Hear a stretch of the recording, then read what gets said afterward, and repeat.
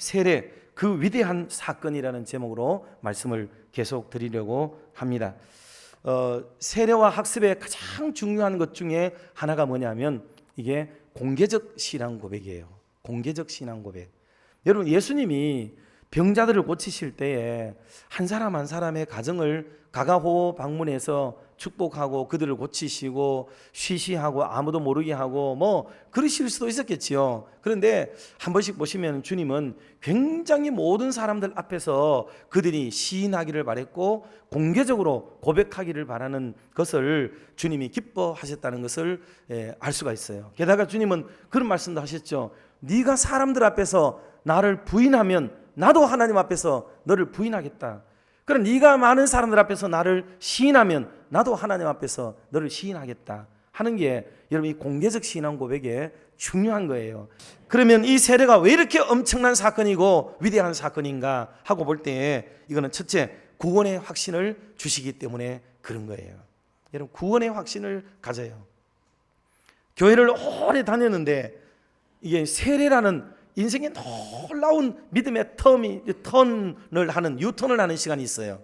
그때 우리 인생은 여기서 정말 나는 하나님의 백성이고 하나님의 자녀다 라는 하는 이런 놀라운 확신을 가지게 될 때가 언제냐면 바로 이 세례 때 여러분 이게 일어나야 된다는 거예요.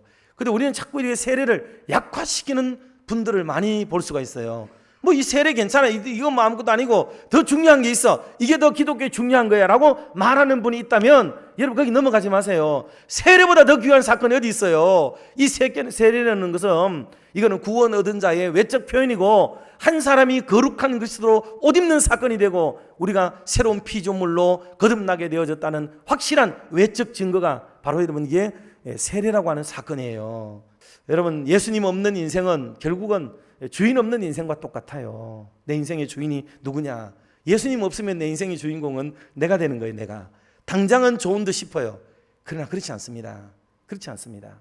나중에 되면은 후회 막급한 인생이 되어지고 결국은 주님 앞에 두 손 들고 나와야 되고 그런 기회를 놓친 자들은 절치부심하며 이를 가는 그런 순간이 닥친다는 것을 우리는 성경을 통해 다 알고 있습니다. 때문에 오늘 우리가 오만하게 행동할 것이 아니고 교회법이 정한 대로 수천 년 동안에 수정되고 다듬어져서 오늘의 교리와 여러분 오늘의 제도가 이렇게 완성이 되어 있는 거예요. 이게 두 번째로 뭐를 하느냐면 여러분 이게 거룩하게 하세요. 거룩하게.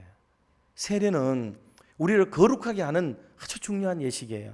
그래서 우리 교회에는 거룩한 예식을 가리켜서 성례라고 하는데 성례는 뭐와 뭐가 있다 그랬죠? 세례와 성찬, 이 두 가지가 있다 그랬죠. 세례와 성찬, 이 두 가지. 개혁교단에서는 주님이 나를 기념하라 했기 때문에 기념하고, 그리고 우리가 이것을 먹을 때 주님이 영으로 우리에게 임재하신다 하는 거예요.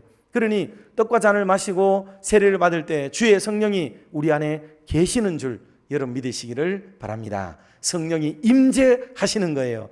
성령이 우리 안에 성전 삼고 계시면 저와 여러분의 삶은 내 의지대로는 부지불식간에 죄를 짓고 거룩성을 잃어버리려고 할 때가 없지 않지만 하나님이 내 안에서 도우시고 성령이 나를 촉구하고 나를 도우셔서 내가 그래도 거룩성을 따라가려고 하는 또 다른 마음이 내 안에서 또 다른 하나님의 법이 싸우고 있어요. 그래서 정죄받지 않는 믿음의 삶을 살아가도록 인도하시는 성령이 내 안에 계신다 하는 것을 기억하고 이 떡과 잔을 받을 때에 참 거룩한 마음으로 우리가 이것을 받고 가급적 정결한 상태로 받도록 노력을 기울이고 더 거룩한 삶을 살겠다고 다짐을 하고 각오하는 게 바로 이거예요. 여러분, 그리고 무엇보다도 이게 구별된 사람이 되었으니 거룩한 삶을 살려고 노력을 기울이겠죠. 그래서 말에나 일에나 행동에 우리는 조심스럽게 믿음의 사람으로 하나님의 명예를 손상시키지 않고 그 하나님의 그 영광을 땅에 떨어뜨리지 않기 위해서, 그리고 십자가에 반하는 사람이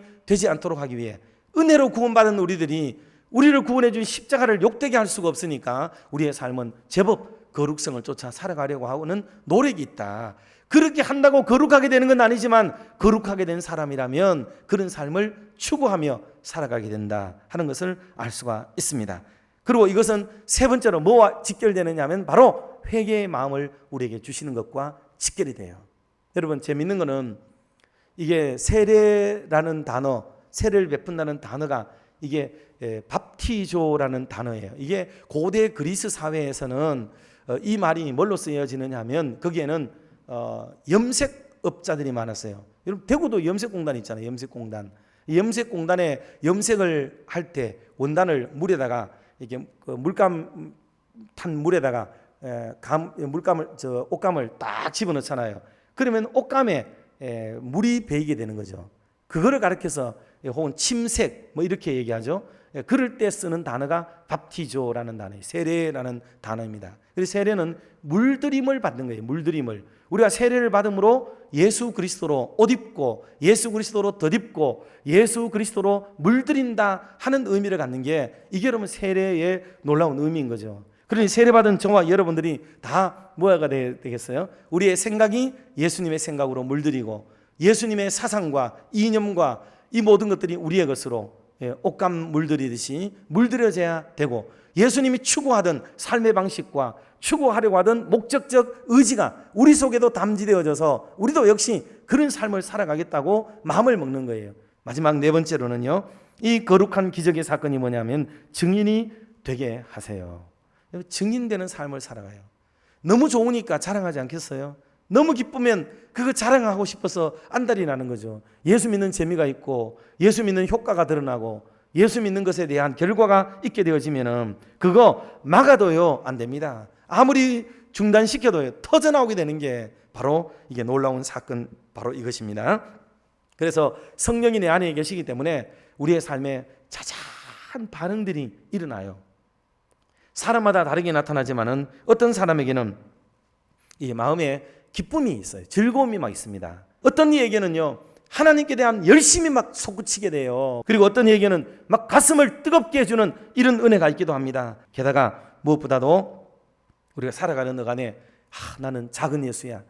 나를 보면 사람들이 예수님으로 내 안에서 예수님을 발견하려고 할 거야 라는 생각 가지고 말에나 일에나 행동에나 내가 만나는 사람이나 내가 다니는 동네나 행동의 삶의 궤적이 잘못되지 않도록 건강하고 거룩하고 좋은 아주 그런 대화와 은혜로운 말을 나누려고 노력을 기울이는 그런 성령이 내 안에서 역사해서 가급적 예수 그리스도인으로서의 품위를 지키려고 노력을 기울이는 그런 삶을 살아가도록 내 안에서 촉구하는 게 또 성령의 역사이기도 해요. 여러분에게는 어떤 성령이 역사가 나타나고 계십니까? 한번 스스로들이 잘 한번 점검해 보시고 하나님의 성령이 내 안에 계시는데 그 성령이 나에게는 뭐를 요구하고 계시고 뭐를 주도하고 계시는가 하는 것을 가만히 한번 생각해 보는 것도 좋겠습니다. 오늘 이런 여러 가지 말씀들을 함께 나눴는데 우리가 이 세례나 성례를 통해서 하나님이 주시는 이 놀라운 은혜를 우리가 매 번마다 경험하고 또 새로운 각오와 결심으로 우리의 남은 생을 살아 하나님께 영광을 올려드리는 저와 여러분의 남은 생애가 다 되시기를 주님의 이름으로 축원합니다.